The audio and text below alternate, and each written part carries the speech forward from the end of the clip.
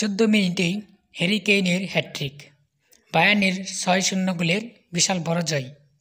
Harry কেইনের দুর্দান্ত এক হ্যাটট্রিকে বড় জয় পেয়ে নতুন মৌসুম শুরু করেছে বায়ার্ন মিউনিখ।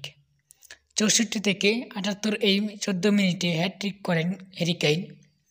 1971 সালের পর এত অল্প সময়ে মৌসুমের প্রথম ম্যাচে কেউ 3 গোল করেনি। সেই বছর 14 আগস্ট শালকের কিংবদন্তি ক্লাউস ফিশার হেরেনাবের বিপক্ষে 4 গোল করেছিলেন, যার মধ্যে শেষ 3টি গোল এসেছিল মাত্র 12 মিনিটে।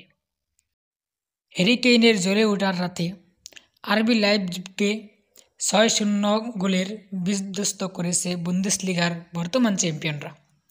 কেইনের হ্যাটট্রিক ছাড়াও জোড়া গোল করেন মাইকেল উলিয়স ও একটি গোল করেন লিভারপুল থেকে এই মৌসুমে বায়ার্ন মিউনিখে যোগ দেওয়া লুইস দিয়াজ। ম্যাচ শেষে বায়ার্নের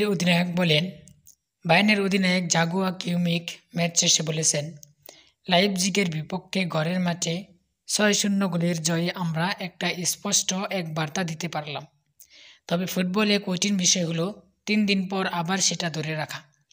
কেইনকে প্রশংসায় ভাসিয়ে কিউমিখ যোগ করেন, সে শুধু গোল করে না, বরং সতীর্থদের দিয়েও গোল করায় এবং রক্ষণেও সাহায্য করে। দলের জন্য এটাই সবচেয়ে বড় উপহার।